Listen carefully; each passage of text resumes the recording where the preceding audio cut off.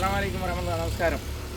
ഇത് എൻ്റെ ഞാൻ സ്നേഹിതൻ പറയില്ല, എൻ്റെ സഹോദരനാണ്. കാരണം ഇങ്ങനത്തെ ഒരു നല്ല കാര്യം ചെയ്യുന്ന ഒരു വ്യക്തിയെ ഞാൻ എന്ത് പറയണമെന്നൊക്കെ അറിയില്ല. ലിനീഷ് എന്നാ പേര്.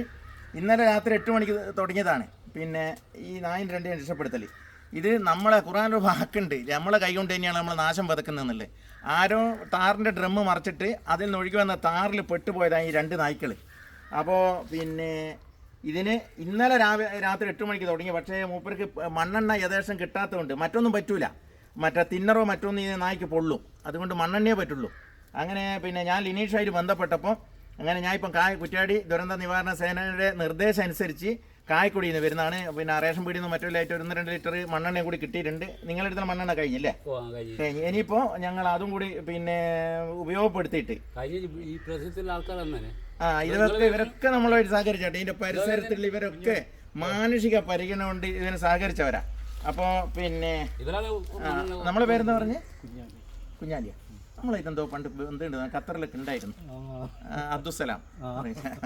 അപ്പോൾ പിന്നെ ഇനി എന്തായാലും ഞങ്ങൾ ബാക്കി മണ്ണെണ്ണയും കൂടി ഉപയോഗിച്ചുകൊണ്ട് പിന്നെ ഇതിനെ ക്ലീനാക്കി കുട്ടപ്പമാറാക്കിയിട്ടേ ഞങ്ങൾ വിടുള്ളൂ. വളരെ പ്രതീക്ഷയോട് കൂടിയാണ് നായിനൊന്ന് കാണിച്ചു കൊടുക്കുമ്പോൾ ശരിക്കും അതിൻ്റെ മുഖമെല്ലാം താറിങ്ങും മറ്റൊക്കെ മറ്റേ കാൽമേലൊക്കെ ഒന്ന് കാണിച്ചു കൊടുക്കും. ഏതായാലും പിന്നെ അതെന്താ അതിനെ കെട്ടിക്കും, മുഖനെട്ടിനും കെട്ടിയിട്ടുണ്ടല്ലേ? ഓക്കെ, എന്തായാലും ഞങ്ങൾ ബാക്കിയും കൂടി ഒരു ശ്രമം നടത്തട്ടെ. എന്നിട്ട് ഇതിനെ രക്ഷപ്പെടുത്തിയതിന് ശേഷം ബാക്കി ആർക്ക് അത് ഇഞ്ചക്ഷൻ എടുപ്പിക്കുന്നുണ്ടോ? എടുത്തേക്കല്ലേ? ഓക്കെ, ഇതാണ് നായായിട്ട് കളിക്കുമ്പോൾ സ്വയം പിന്നെ ഇത് ശ്രദ്ധിക്കണം, നായല്ലേ. അപ്പോൾ എന്തായാലും ഇപ്പം മോൻ കിട്ടിയിട്ടുണ്ടല്ലോ.